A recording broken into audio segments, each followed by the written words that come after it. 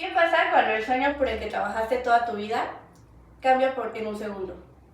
En este episodio conoceremos la historia de una joven paramédico que aprendió desde muy temprano que la disciplina y el esfuerzo no eran opcionales, sino el camino para seguir adelante. Mientras trabajaba de día y estudiaba de noche, construyó un sueño: servir, salvar vidas y portar con orgullo el uniforme para subir a una ambulancia sabiendo que cada segundo contaba. Escucharemos cómo nació su vocación, lo que nadie te dice sobre ser paramédico, el miedo, el cansancio, la presión de decidir en segundos y las experiencias que marcaron su corazón. Accidentes, partos inesperados, emergencias que no se olvidan. También vamos a hablar del día que todo cambió. Un accidente, un impacto, un duelo por la vida que imaginó. La pregunta que muchos temen hacerse: ¿quién soy si ya no puedo ser lo que soñé? En este episodio no solo vamos a hablar de vocación, sino también vamos a hablar de identidad, de salud mental, de familia, de resiliencia y de la diferencia entre rendirse y transformarse. Quizá, mientras lo escuchan, también se hagan la misma pregunta: si su vida se detuviera hoy, ¿tendrían la misma fuerza para reinventarse mañana? Muchas gracias por estar aquí el día de hoy, Ingrid. ¿Cómo estás? Hola, pues el gusto es mío y me da mucha emoción estar aquí. Muy bien. Para arrancar, me gustaría que porfa nos ayudes presentándote con la gente. Primero en la parte física, ¿cómo es que eres físicamente, tus rasgos y cómo es que hoy vienes vestida? Ok, pues bueno, me presento, mi nombre es Ingrid Ramírez, actualmente tengo 22 años de edad y vengo vestida de un tenis blanco, vengo vestida como de color vino, un conjunto vino y vengo peinada de trencitas. Muy bien, cabello suelto. Cabello suelto. Va, ¿y tus rasgos físicos para que se den también ahí una idea? Ok, rasgos físicos, pues bueno, mediante el acontecimiento, pues bueno, tuve un accidente y perdí extremidades, la cual pues bueno, físicamente soy un poco lesión gordita,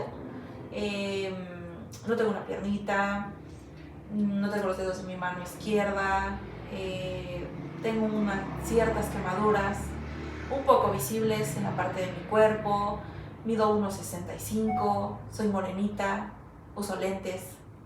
Va, perfecto. A mí me gusta mucho también cuando me describo, porque dice tu estatura y es Claro. aproximadamente similar a la mía. Entonces yo digo, bueno, yo soy promedio mexicana, chaparrita, entonces medimos casi lo mismo, ¿no? Claro. Yo, por mi parte, para arrancar la presentación y el episodio, pues bueno, soy, ya dije, estatura promedio mexicana, 1,57 aproximadamente he de medir, complexión, quiero decir delgada, tez blanca, traigo el cabello suelto, largo, lo tengo castaño y tengo los ojos cafés, nariz como gordita, siento, y labio grueso. Hoy vengo con un vestido, falda blusa gris y un suéter del lado izquierdo es como beige y del lado derecho es café. Y pues bueno, así estamos el día de hoy. Me gusta arrancar con una pregunta que para mí, o sea, es que a lo largo del episodio todo lo que vamos abordando me atrapa y me llena. Okay. Pero creo que el gancho se hace desde esta pregunta: ¿quién es Ingrid? Pero en esencia, porque ya nos dijiste físicamente, Claro. pero en forma de ser, ¿qué hace que tú seas tú, que Ingrid sea Ingrid? Esa pregunta yo creo que ahorita, por ejemplo, ¿quién es Ingrid? Pues es una persona que le costó mucho entender o conocerse. Yo voy a hablar de mi Ingrid pasada. Era una Ingrid con miedos. Aquí yo he conocido dos versiones mías, la cual era la Ingrid con miedos, pero era una Ingrid trabajadora. Y hoy en día te puedo hablar de la Ingrid del presente, que es una Ingrid diferente, una Ingrid en la cual pues es fuerte, en la que encontró muchas virtudes, en la cual yo podría decir que no sé cómo explicarlo. Pues bueno, es que hay muchas virtudes ahorita. He encontrado una parte diferente de mí que no conocía y me está gustando esa versión. ¿Sí? ¿Cuánto tiempo tiene del accidente ahorita? Porque mencionas la Ingrid que dice, bueno, dijiste que ibas a hablar de la Ingrid pasada y ahorita mencionaste las nuevas virtudes, entonces nada más como para darnos una idea, ya más adelante nos vamos a adentrar bien. Claro, pues ahorita ya cumplí 1 año de mi accidente. Ok, casi está reciente, Sí, prácticamente. Muy bien, me gustaría justo empezar, nos contabas que eres paramédica, se pudiera decir, ¿no? Para que justo, digamos desde el género del femenino, ¿cómo es que surgió o nació este deseo para dedicarte a esto?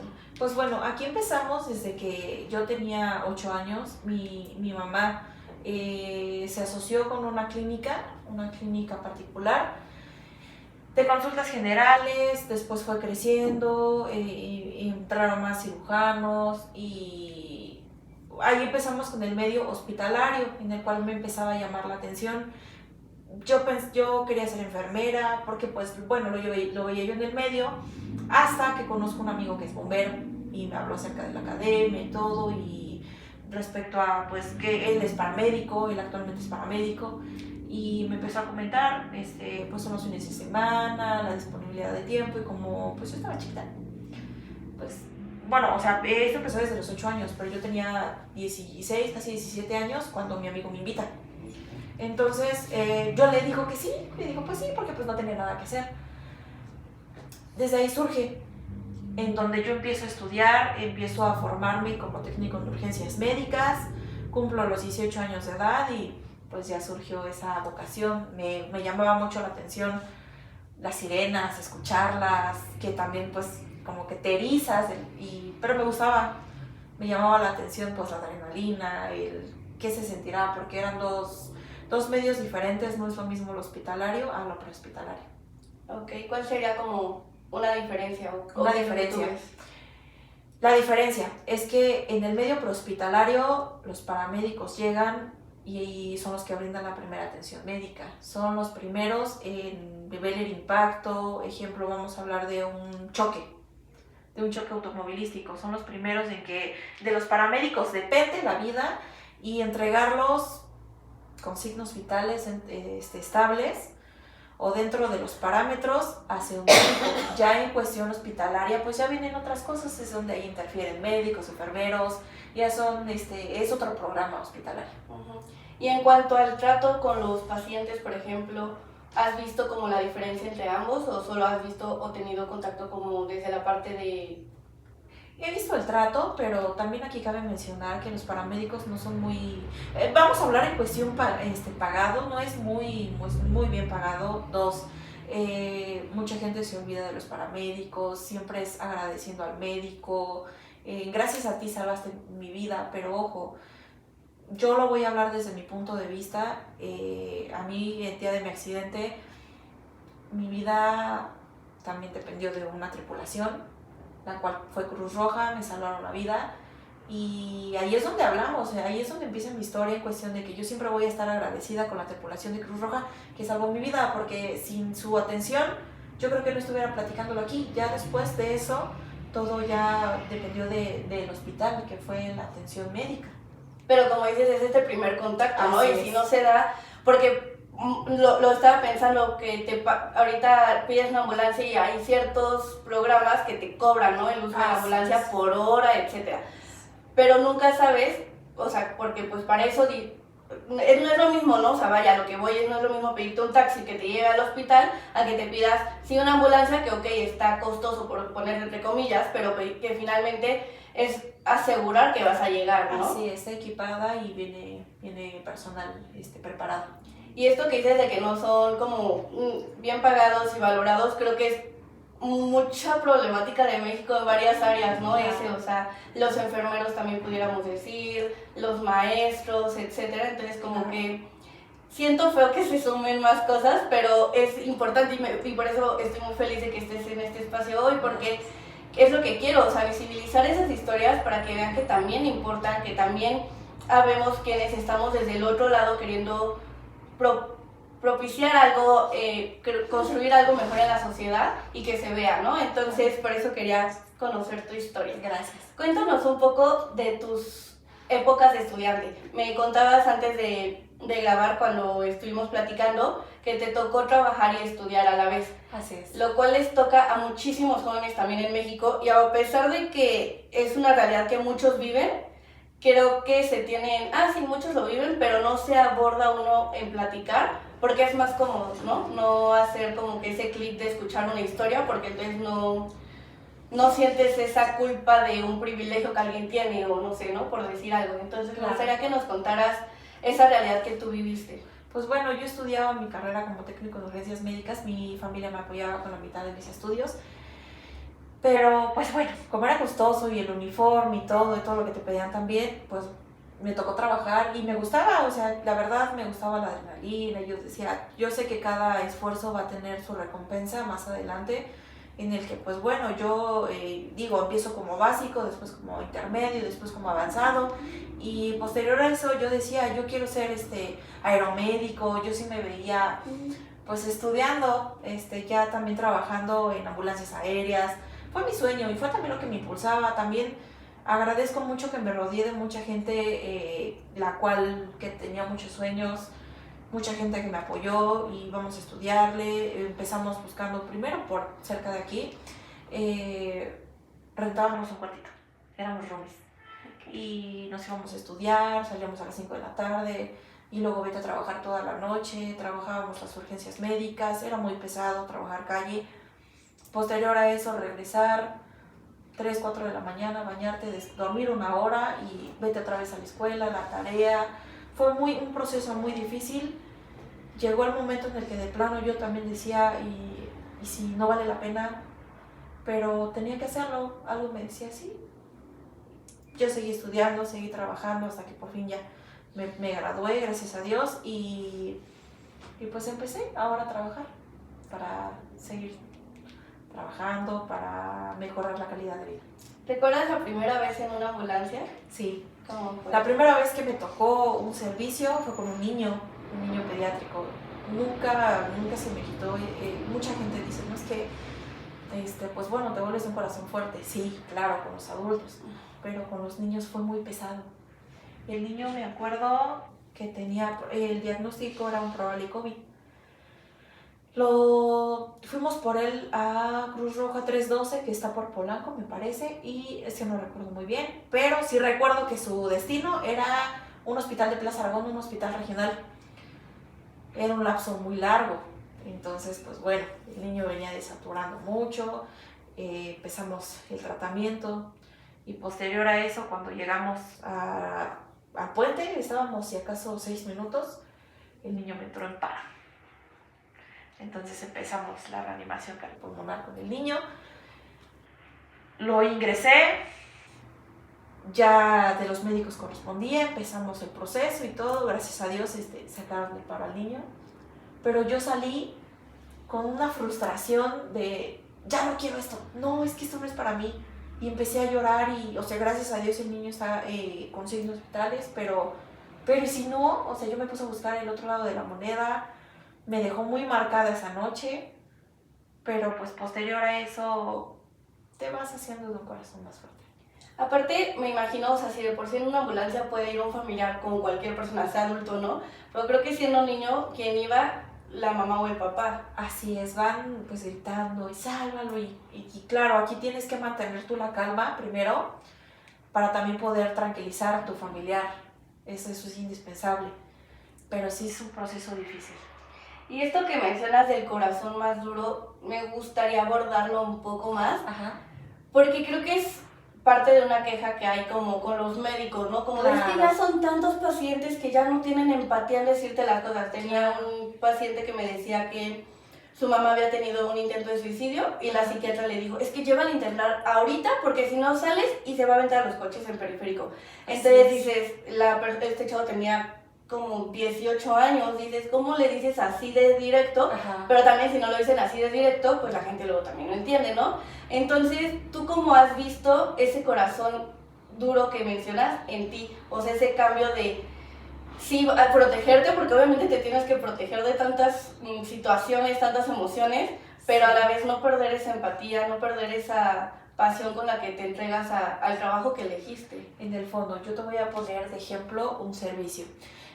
A mí me tocó un servicio de nos informan que un señor se avienta de un puente y su esposa estaba ahí. Fue una discusión de pareja.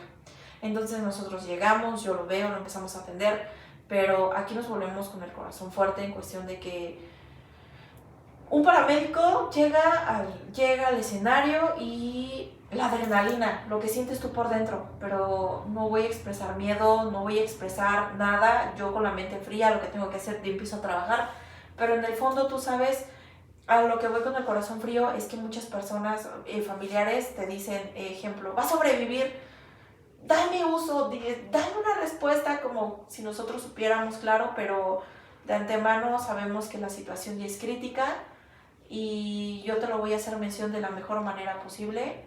También las posibilidades existen, pero pues tampoco es sin mentir. A lo que voy es que también es tener cierta madurez y pues bueno, para platicar las cosas sin mentir, sin nada al respecto, Sí, tampoco. las cosas como son. Sobre todo eso es la cuestión de que cómo te diriges, la forma en la que también te visualizan, en que si te ven con miedo, pues no, o sea, me refiero a un corazón frío en que la forma en cómo tratar a una persona.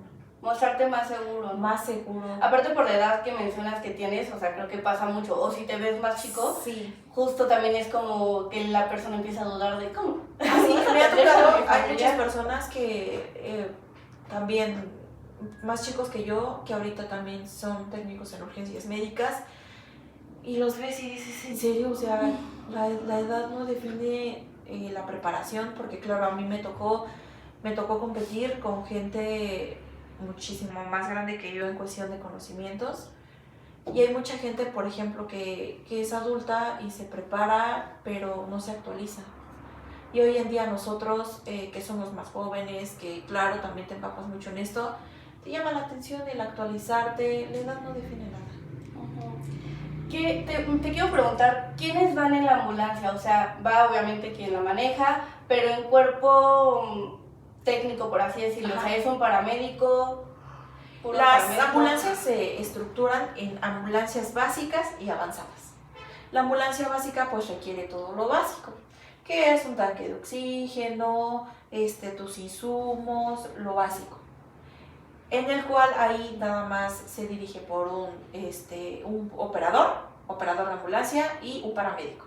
Cuando ya estamos hablando de una ambulancia avanzada, es donde, pues bueno, hablamos de una ambulancia que está actual, pues, ¿cómo te explico? Está especializada para llevar terapias intensivas, ya cosas más fuertes, y eso ya se estructura con un operador de vehículo de emergencia, un paramédico y un médico. Ok. Justo pregunto esto por lo que mencionabas de los familiares, porque también se entiende la parte que ellos están en pánico, Sí, es tu familiar, claro. todo lo que se da. En una utopía, estaría bien que entonces en cada ambulancia también fuera un psicólogo con experiencia o estudios en intervención de crisis emocionales. Así es. ¿No? Para justo, o sea, yo pienso que ustedes se encarguen con el paciente y ese psicólogo les ayude a ustedes a poder hacer su trabajo encargándose de la crisis o del pánico, de la emoción normal del familiar o de la persona que Como acompañe. paramédico, aquí te divides en dos. Empiezo a tratar tu paciente, empiezo mi manejo prehospitalario, pero también indirectamente empiezo a trabajar contigo psicológicamente de permanece con calma, tu paciente va a estar bien.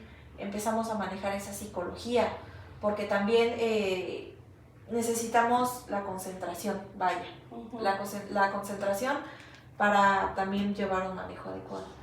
Ya nos mencionabas el caso del pequeño, ¿no? Ajá. De COVID. ¿Qué otra experiencia me gustaría que nos compartieras que te haya marcado algún servicio, ya sea algún accidente, algún parto, etcétera? Un niño de 13 años, nosotros nos indican que teníamos que ir al General de Ecatepec por un paciente que va con custodia. Cuando nosotros nos dicen custodia, sabemos de antemano que pues a lo mejor es un delincuente o una persona que hizo algo y va con custodia. Entonces nosotros ya íbamos preparados. Cuando llegamos nos presentamos con el familiar, nos empiezan a contar la trayectoria de lo que pasó, que era un niño de 13 años, el cual desde ahí ya no nos cuadraba. ¿Qué hacía un niño pediátrico en una institución de un adulto? Cuando esto ocurrió en Balbuena, cuando esto ocurrió por Moctezuma cerca, pasó por muchos hospitales y bueno, ingresa al hospital de Catepec, hacen mención que el niño se cayó, fue un potro derrapado, una moto derrapada, tuvo un traumatismo craneoencefálico, cuando llegamos ya estaba intubado el niño, pero también habían hecho mención de que me parecía que tenía antecedentes de drogas. El niño, así es. Entonces llegamos, me empiezo a entrevistar, empiezo a ver la nota médica, pero lo que no nos cuadraba era la trayectoria. Pasó por el hospital pediátrico de la villa, o sea, no nos cuadraba. ¿Y lo de custodio iba con un policía o...? Un custodio es un policía de la Secretaría de Seguridad Ciudadana. ¿Y el niño? Ajá, que custodiaba al niño, pero no nos cuadraba. A los papás los mandaban al Ministerio Público, iban y venían, pero el niño ya no tenía poca probabilidad. Entonces, pues bueno, nosotros subimos al niño, al peque, a la ambulancia. En la ambulancia le entra en paro al médico. Cuando entra en paro, empezamos la reanimación, lo ingresamos al hospital porque ni siquiera nos dio chance de avanzar una calle. Estábamos en el estacionamiento cuando entró en paro. Entonces mi médico nos indica que no, abajo, otra vez a choque. Lo ingresamos, empezamos a platicar bien con el médico. Ya el médico que llevó su proceso con el niño nos hizo mención que el papá había hecho mención que le había pegado con un bat. Le pegó al niño con un bat, lo trajo inconsciente, lo trajo muy mal y ya les habrá explicado eso de que si el niño pues fallecía o algo así se iba a detener. Entonces a mí me dejó muy marcado porque, insisto, es un niño pediátrico, pero al final del día estábamos hablando de un pequeño que desconozco la situación familiar, pero no merecía eso. Sí, o sea, la violencia que te enfrentas, lo que digo, o sea, una cosa es escuchar, ay, sí existe esa realidad, y otra ya toparte. Yo lo viví y ver la reacción de los familiares, el papá, cómo lloraba por su hijo en el área de choque. El niño desafortunadamente falleció a mano de los médicos determinaron que ya no podían hacer nada. Y ver esa impotencia del familiar, cómo lloraba con culpa, y yo me retiré, pero me dio mucho coraje porque al final del día estábamos hablando de una vida. Y que aparte ese coraje te lo tienes que guardar, no podías tú ir a decirle algo al papá, ¿no? Finalmente. Así es. ¿Y dio motivo el papá de por qué le había pegado? ¿Estaba bajo consumo de sustancias, algo? No. ¿O entonces ya no supiste? No. Solo nos comentó la cuestión de lo que había pasado, que yo lo tengo que preguntar, pues para saber el acontecimiento, claro, y por qué fue, ¿no? Pero no, él no nos dio ninguna explicación más, hasta que el médico nos los comentó. Y me fui con un coraje, pero dije, Diosito sabe por qué hace las cosas. Sí, todo en la vida se acomoda, pero sí me imagino pues lo fuerte que ha de ser estas situaciones, ¿no? Sí. Oye, con todo esto ya nos vas como haciendo ver un poco de lo que implica ser paramédico. Sí. Pero concretamente, ¿qué es lo que nadie te dice o a ti nadie te dijo que iba a implicar ser paramédico? Ya sea el miedo, el cansancio, estas responsabilidades, estos shocks emocionales también. ¿Qué es lo que nadie nos dice? Aquí empezamos a trabajar con psicología y yo creo que lo principal afecta psicológicamente, afecta también personalmente, porque no es fácil, te tienes que olvidar tienes que dejar a un lado tu vida, tu familia, te tienes que perder de cumpleaños, te tienes que perder de acontecimientos importantes, que también los turnos son muy matados. Hay empresas en las que trabajan 48/24, trabajas 2 horas seguidas, 24 horas, no tienes tiempo ni de comer, no tienes tiempo de nada, 24 horas no descansas, yo lo digo por experiencia, yo trabajaba 48/24 y no descansas nada. Cuando llegas a tu día de descanso, lo único que llegas es a lavar uniforme y dormir todo el día. ¿Qué es lo más difícil también? Y que nadie te platica. Traumas también que te llevas mucho resentimiento, pero también te llevas cosas buenas. También, que es lo más difícil, que En el medio hay muchas cosas diferentes, pero también lo bonito es que el crecimiento que también los retos que se pone uno como persona y que aclaro, el medio prehospitalario no es para cualquier persona. ¿Qué crees que te ha ayudado a ti poder hacerle frente a estas situaciones, a estas emociones?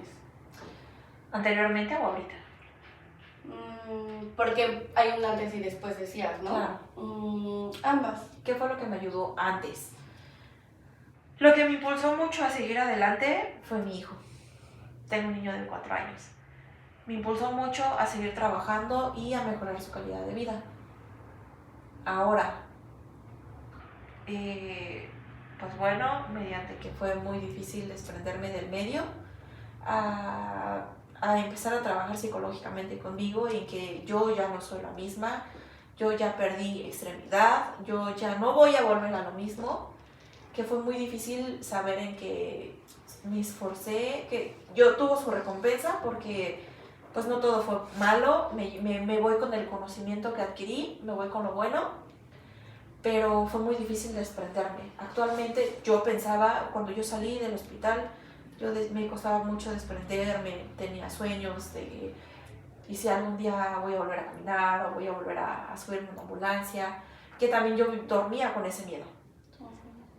Pero me fui conociendo personas las cuales me empezaron a volver a involucrar en el medio y actualmente hoy sí quisiera hacer mención porque me da mucho orgullo. Yo cuando salí del hospital salí en silla de ruedas. Yo tuve quemadura de cráneo, entre pues bueno, todas mis quemaduras. Entre esas quemaduras, pues bueno, ya no me creció el pelo. Hubo partes en las que pues bueno, yo parecía un niño. Yo estaba muy mal, tanto psicológicamente como físicamente. Posterior a eso, conozco una persona que actualmente, pues bueno, ella tiene una clínica de rehabilitación, de adaptación para alcohólicos anónimos.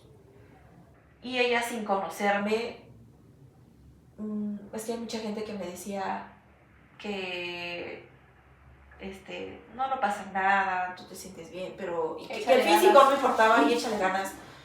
Cuando yo escuchaba lo del físico no importa, claro que importa.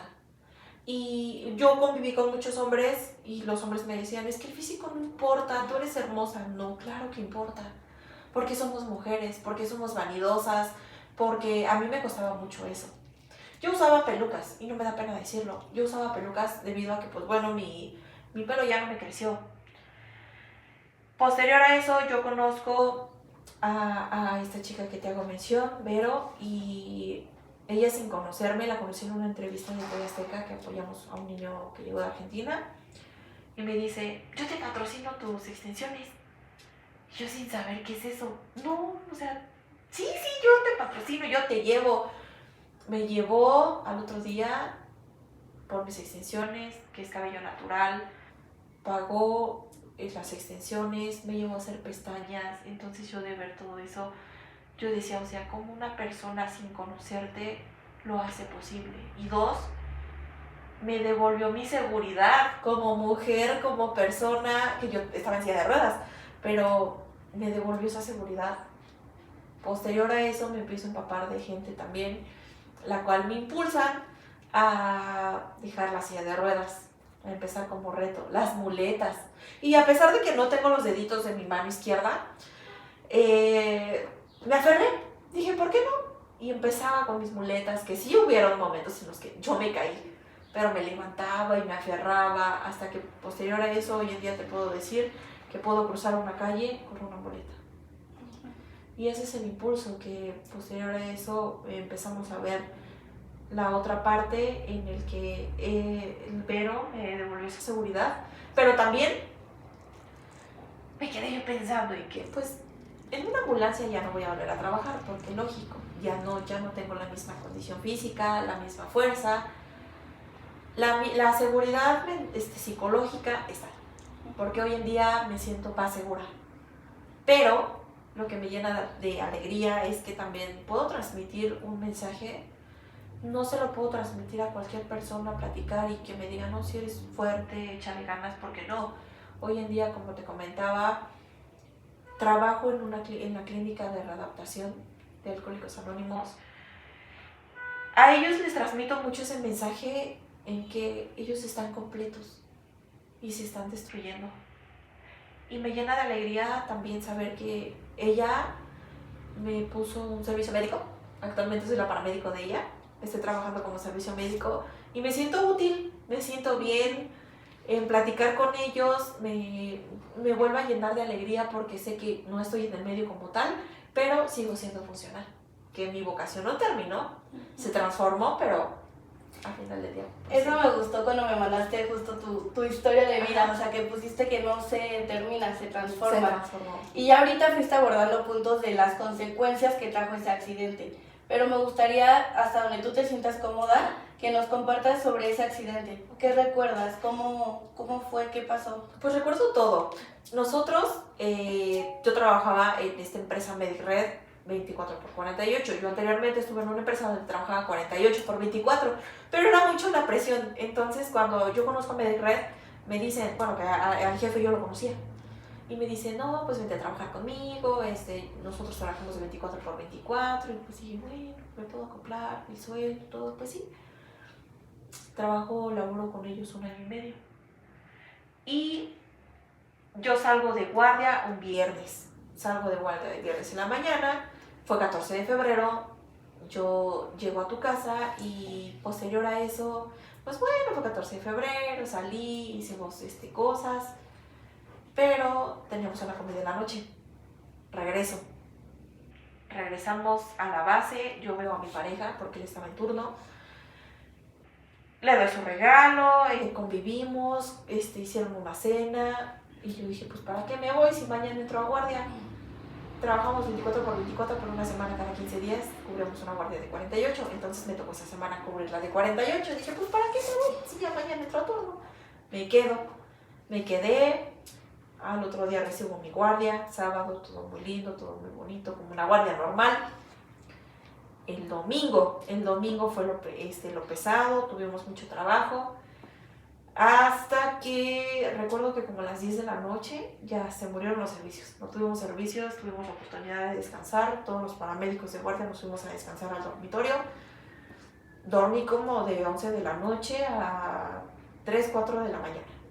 Cuando por medio de radio, nuestro jefe nos hace mención que nos preparáramos, que teníamos que ir por un capitán de la Marina al Iste de Tláhuac, pero nos a la unidad 05, yo era la unidad, paramédico de la unidad 05, yo digo adelante, me dice que si traía dinero para viáticos, que si que nos preparáramos porque íbamos a ir por un capitán de la Marina.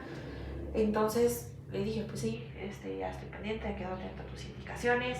Posterior a eso me quedo dormida, nos marca como a las 5 de la mañana y dice, listo, procede. Al Iste de Tláhuac, me da el nombre, los datos de los familiares y llega, ya me iba yo a bajar cuando, pues bueno, los paramédicos, operadores de guardia, nos empezamos a pelear por ese servicio de que, mándanos a nosotros, pero ya nos habían dicho que era foráneo. Y a nosotros, aparte de que nos pagaban más por salir a un foráneo, te distraías. Y como sabíamos que era playa, pues nos emocionamos. Dije, pues sí, vamos, dejamos al paciente y puede que nos dejen, pues, disfrutar un ratito en la playa. Entonces yo le digo a mi jefe, no, mándanos a nosotros. Y le digo, porque nuestra unidad es la más estable. Y me dice, sí, procede. Entonces yo recuerdo que tomo mi tanque de oxígeno y me bajó bien emocionada. Es un edificio de 4 pisos y me bajó corriendo con mi tanque bien emocionada. Me daba miedo, yo siempre he sido muy miedosa a la oscuridad. Entonces la única luz que se veía era la de nosotros. Pero hasta de la felicidad hasta se me olvidó que todo no tenía luz. Me bajé bien emocionada, corriendo. Le abro la puerta a mi operador y le digo, ya vámonos. ¿A dónde? Al Iste de Tláhuac. Vamos por el capitán de la Marina. ¿Y de ahí a dónde se dirige? Le digo, se dirige al puerto de Veracruz. Entonces él iba bien emocionado. Llegamos al Iste, empiezo mi entrevista con el capitán de la Marina. Pasamos por su mamita tenía un diagnóstico de una fractura expuesta de tibia y peroné. Entonces, pues bueno, ya estaba tratada, ya la llevábamos a su destino, que era Veracruz. Y me acuerdo que ellos se bajaron a desayunar. Entonces yo empiezo a platicar con la señora, le empiezo a estabilizar todo y todavía empezamos a platicar de qué íbamos a hacer llegando. El esposo de mi operador me había hecho mención que cumplía el lunes, me parece que 38 años de casado con su esposa. Bueno, aquí cabe mencionar que fue mi suegro. Entonces, pues bueno, ahí había historia. Entonces nos marca la México-Puebla, el capitán no se quería ir por ahí. Mi operador le explica, es que si nos manda por esta ruta es porque seguramente hubo un incidente o pasó algo o nos manda por la ruta más rápida. Ok, entonces procede. Yo aviento la unidad 05, procede a su destino. Ya, me dan la indicación adelante, yo dejo mi radio. Y recuerdo que estoy yo sentada en vía aérea, ¿sí? Aquí tengo mi paciente, estoy sentada en vía aérea. La señora me dice, me voy a dormir un ratito porque estoy muy cansada. Le digo, sí. Yo traía un audífono y traía una dona y un café. Empiezo a desayunar, pero yo sentía algo. Yo nunca fui de subir a mi hijo por seguridad a mis estados y a mis redes sociales. Pero ese día yo sentí esa necesidad como de presumirlo. Entonces yo subo una foto de él, de los dos, ambos, a mi estado.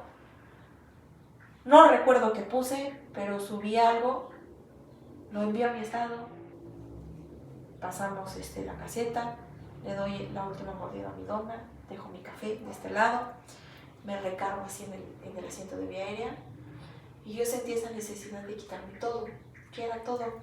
Yo aquí siempre portaba el radio y sentí esa necesidad de quitarme del pantalón, de las bolsas, teléfono, audífonos, todo lo que yo traía, todo lo electrónico. Entonces yo empiezo a sentir esa necesidad y me empiezo a quitar todo. Me quito radio, me quito audífonos, me quito teléfonos, me quité todo y lo coloco al lado de nuestro estante.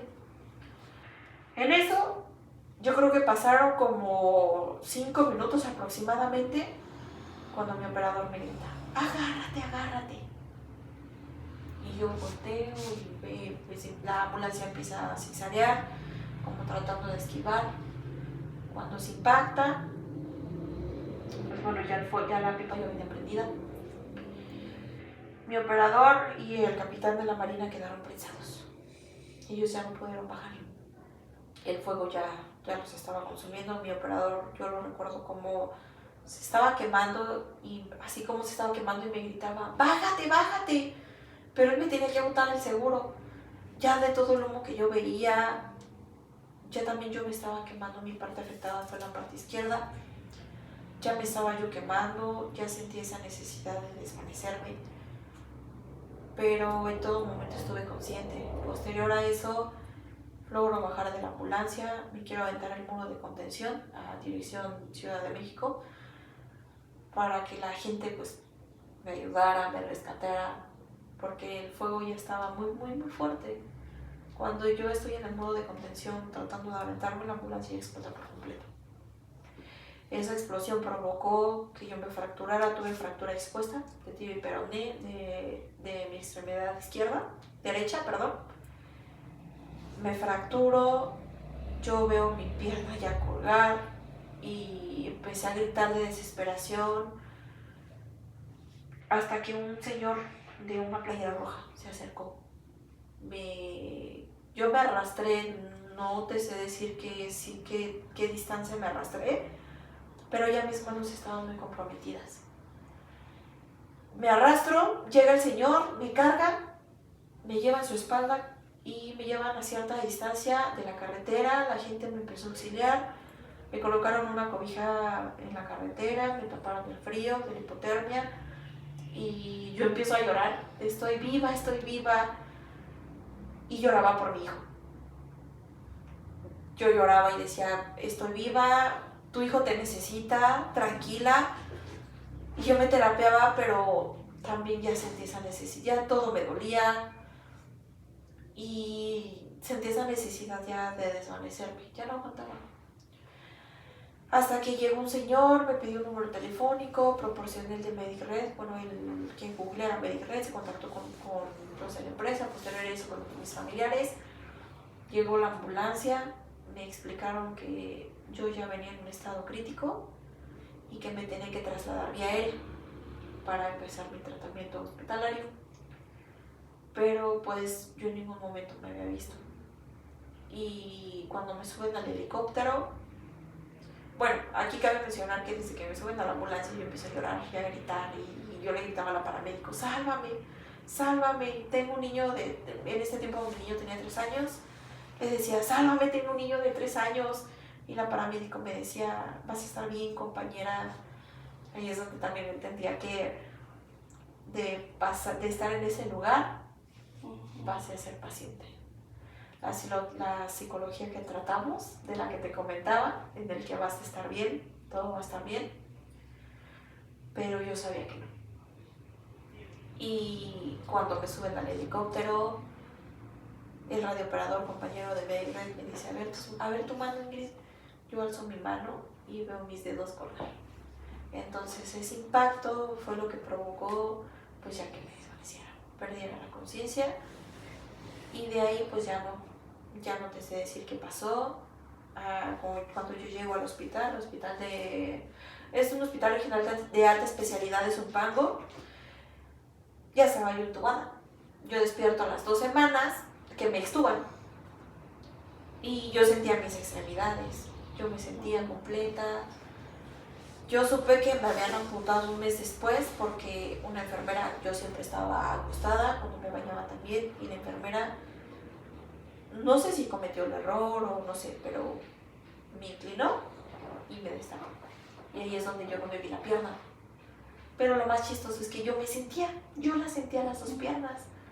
Entonces cuando yo no me veo la pierna, empiezo a gritar, mi pierna, y empiezo a llorar, y la enfermera me vuelve a tapar y me dice, ¿no sabías? Entonces yo empiezo a gritar, empecé a entrar en una crisis de ansiedad y llegaron los médicos, entraron mis familiares, me explicaron por qué me la tuvieron que amputar, porque yo ya venía muy mal, se gangrenó mi pierna.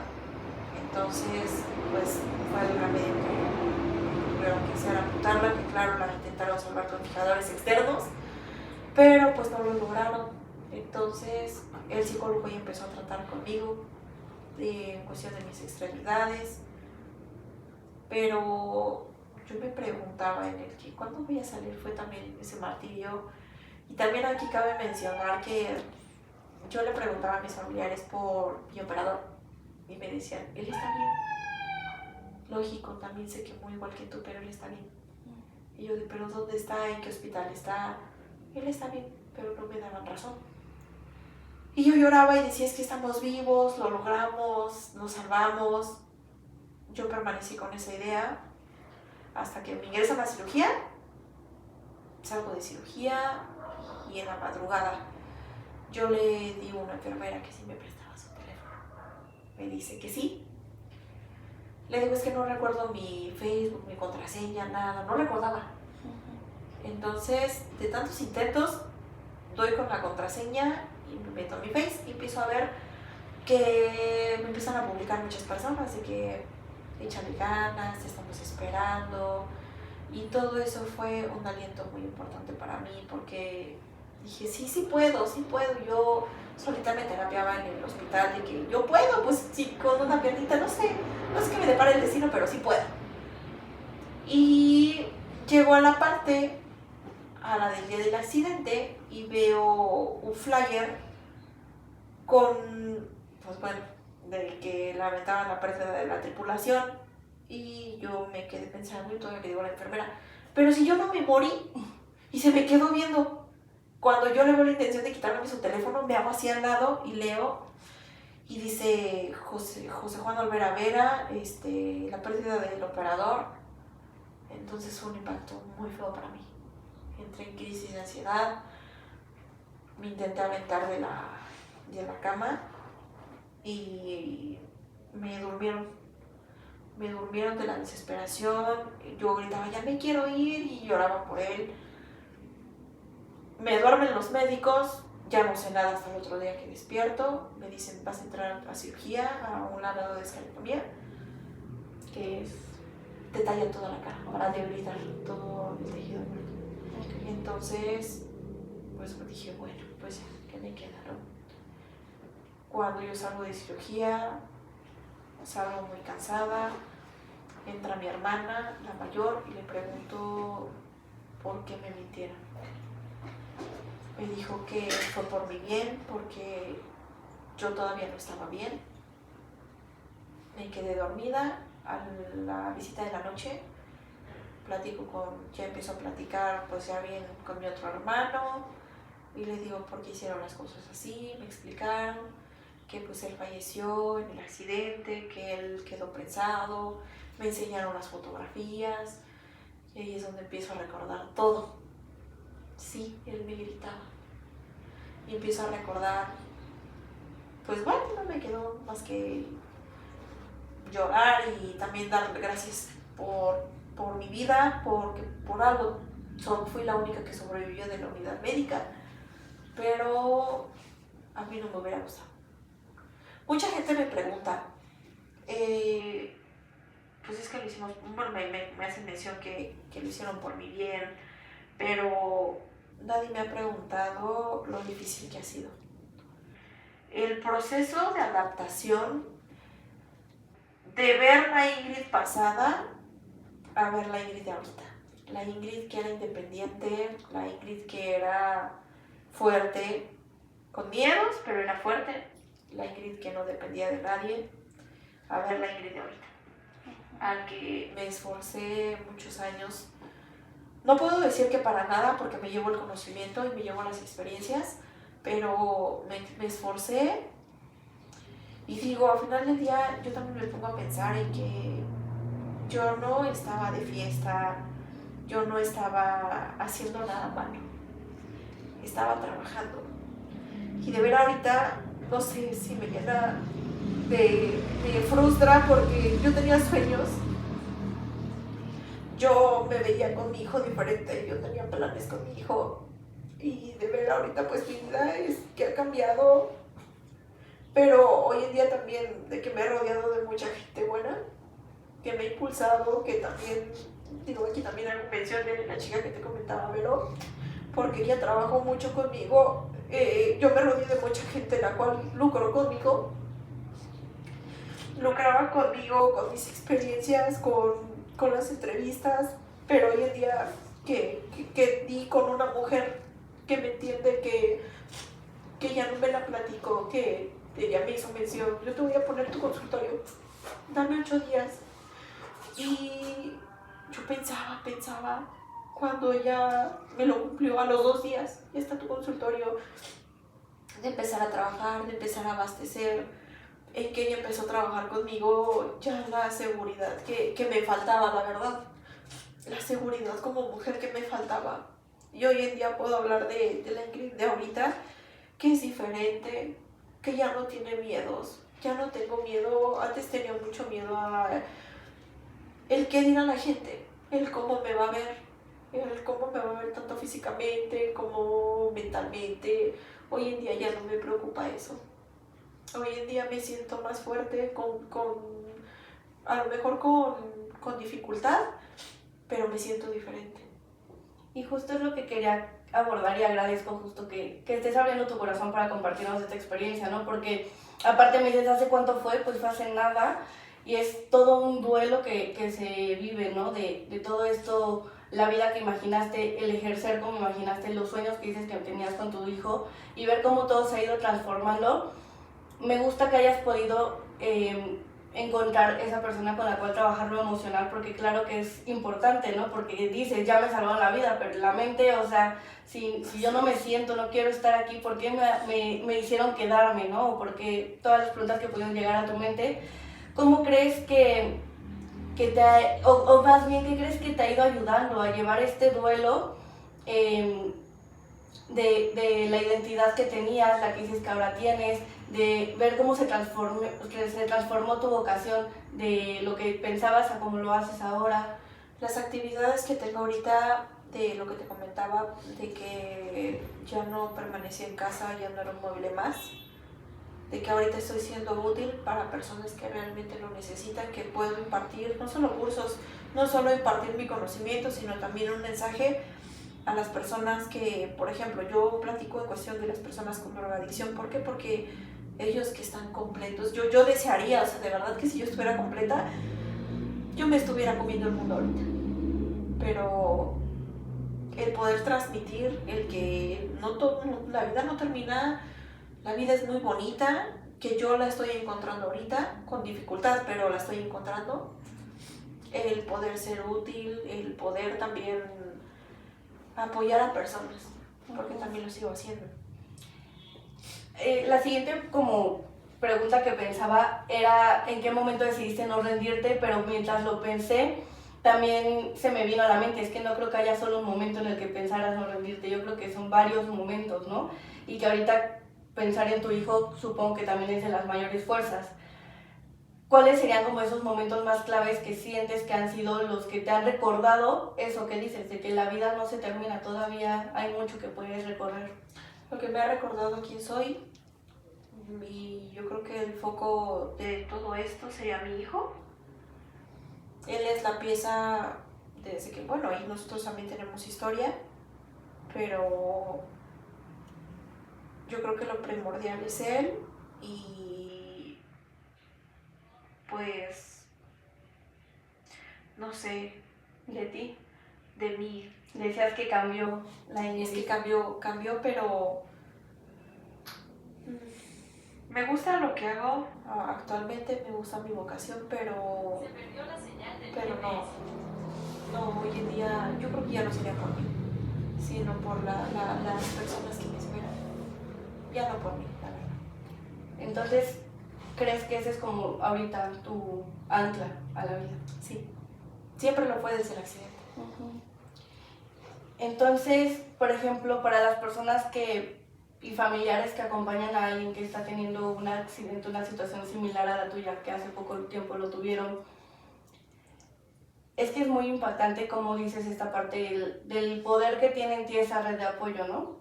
Y que estoy segura, me atrevo a decir con todo el respeto, que estoy segura que en algún momento también vas a encontrar esa fuerza en ti, para ti, porque tú misma estás empezando a ver esos cambios que estás teniendo y a reconocerlo, porque es, creo que un pilar y es fundamental ahorita que tienes esa red para sostenerte e impulsarte, pero creo que el punto clave va a ser el momento en el que llegues, porque estoy segura que vas a llegar, que sientas esa ancla en ti misma, ¿no? Que toda esta parte que mencionábamos de la autoestima, de verte al espejo, que tú misma te sientas y te muestres y digas, sí, así soy, ¿y? O sea, que ya no sea algo tan impacto negativo, sino más algo que te fortalezca.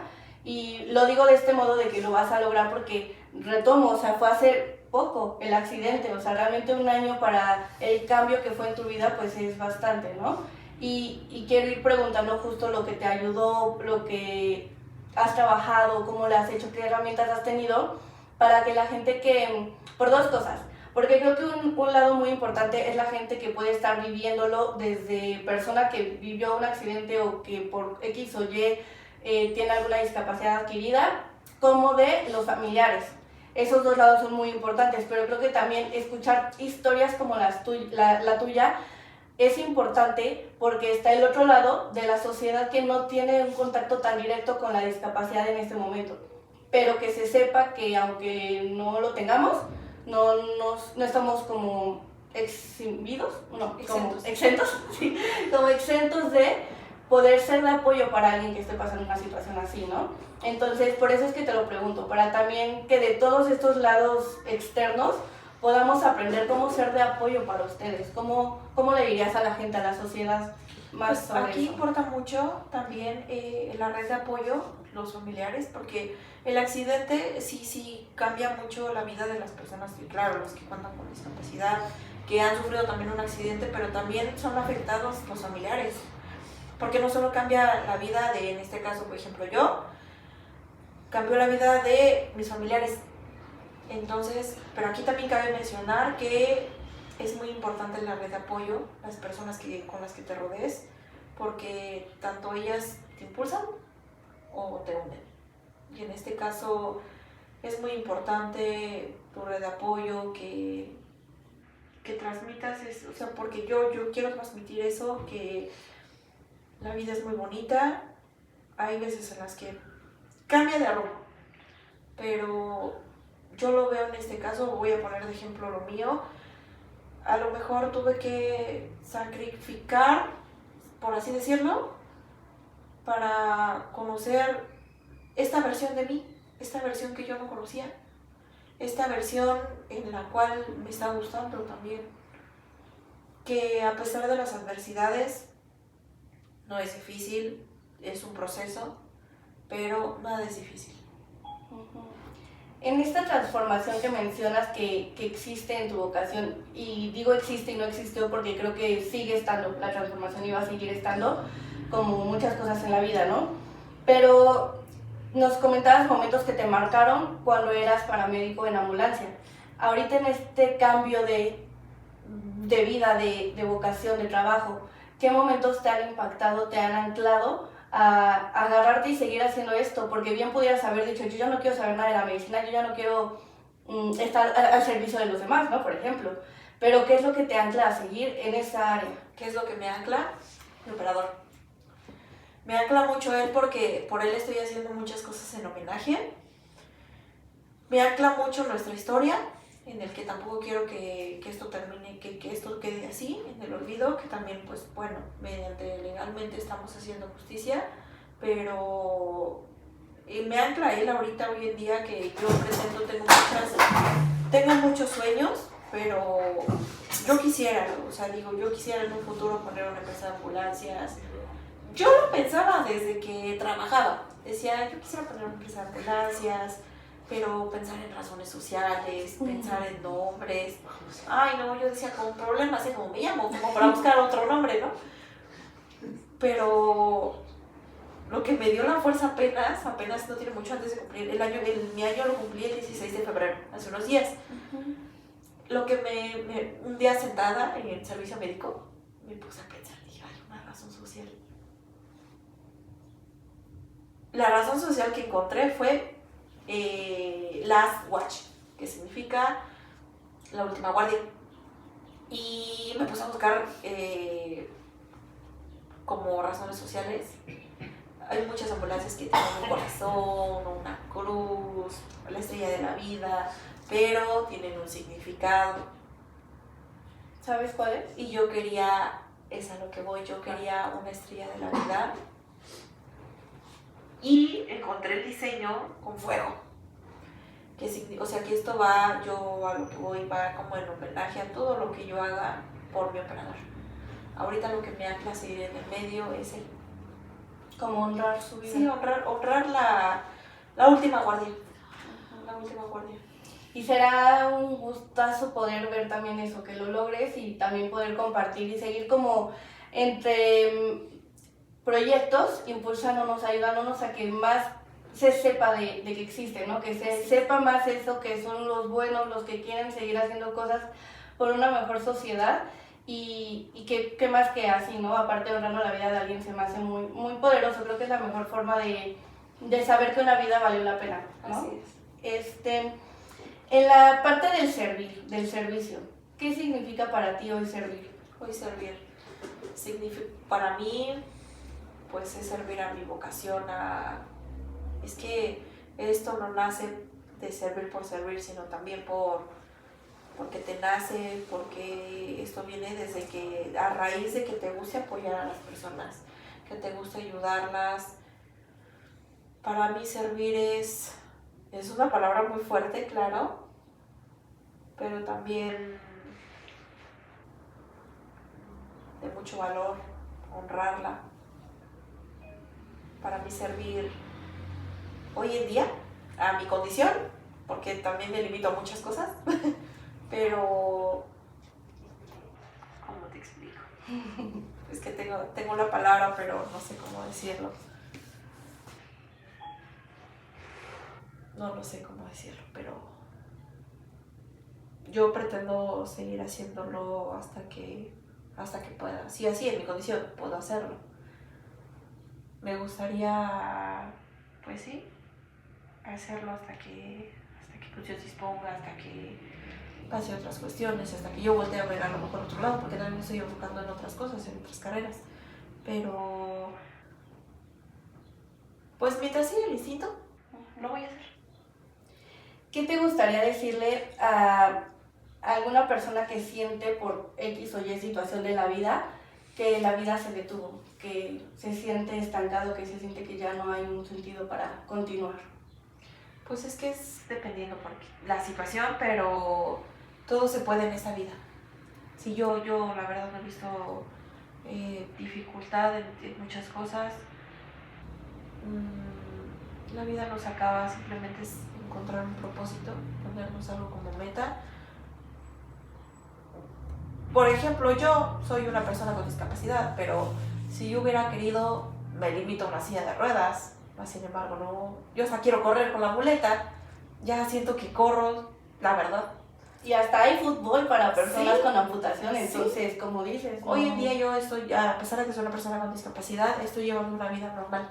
También tiene mucho que ver, reitero, las personas con las que te rodees, que, bueno, en mi caso, me tratan como si estuviera completa, como si fuera uno más. Quiero hacerte una pregunta que tal vez mueva un poco, pero como para esta parte de ir cerrando, ¿no? Ajá. Me gusta mucho llevar también la entrevista como a que ustedes se lleven algo en el corazón, no solo de compartir y abrirnos a nosotros su corazón, su experiencia. Claro. Si pudieras volver al día del accidente, ¿qué le dirías a esa Ingrid que estaba ahí, que está todo lo que estuvo viviendo, todo lo que vivió después? Yo lo he pensado, ¿qué le diría? Yo ahorita, mucha gente también me hace mención de que si pudieras regresar el tiempo, ¿lo evitarías? No, porque encuentro una versión mía diferente, que por algo yo tenía que vivir lo que estoy viviendo ahorita y lo que pasé. Yo le diría, lo único que le diría a esa Ingrid es que todo va a estar bien, que se viene un camino difícil, pero que todo va a estar bien. Porque también gracias al accidente conocí mucha gente bonita, mucha gente, me quitó mucha gente, que pues yo pensaba que iba a estar toda mi vida conmigo, pero conocí mucha gente bonita y no me arrepiento. Y a la Ingrid dentro de unos 5 años, unos 27, 28 años, ¿qué te gustaría? ¿Cómo te gustaría verla? ¿Cómo te gustaría que estuviera? Pues a mí me gustaría verla, claro, con una trayectoria académica mucho mejor de la que contamos ahorita, pero transmitirle el mensaje de pudiste, de que el camino fue difícil, pero lo lograste. Me gusta. Muchas gracias. Gracias a ti. Por compartirnos, por abrir tu corazón para todo esto que viviste y que te digo, estoy segura que todavía se viene mucho cambio, mucha transformación en el proceso. Sí. Y pues bueno, aquí estamos también Gracias. para ti. Y no sé, ¿te gustaría decir algo para cerrar, para compartir o ya terminamos? Pues bueno, a mí me gustaría que también invitarlos a ser parte, a conocerme, a saber un poquito más de lo que hago. Estoy impartiendo también cursos de primeros auxilios, brigada multifuncional, los quiero invitar. La clínica de readaptación, la clínica de Alcohólicos Anónimos, en donde me encuentro laborando, la pueden googlear también, tuistear en Instagram, en TikTok, como La Tribu de Yeshua. También voy a dejar los números por si me quieren contactar. Podemos hacer muchas cosas, quiero transmitirles muchas cosas. De igual manera, si conocen una persona que esté pasando por un proceso difícil, porque aclaro, no necesitas tener una drogadicción o una adicción para anexarte. También hay problemas de neurosis, también hay problemas de apegos emocionales. Bueno, en este caso yo pasé apenas por una situación en la cual me hizo entender que no necesitas tener una adicción para estar bien. No, y no precisamente no, o sea, yo quisiera transmitir muchos mensajes, pero los invito a alguna visita o a ser parte o a conocer un poquito más acerca de la tribu de Yeshua. Muchas gracias, para que justo lo chequen. Para dejar los números. Sí, sí. Me pasan los números Claro, y los sí. pongo en la descripción del episodio para que los puedan tener también siempre. Claro. Y pues ya nada más para cerrar, a la gente que vio el episodio, muchas gracias por llegar hasta aquí, por vernos, y que no se olviden que para que podamos seguir construyendo este espacio, estas conversaciones, es muy importante que se suscriban y que compartan el episodio. No saben con compartir en sus historias a cuántas personas puede llegar a impactar este mensaje. Entonces, bueno, ya saben, y nos vemos en el próximo episodio.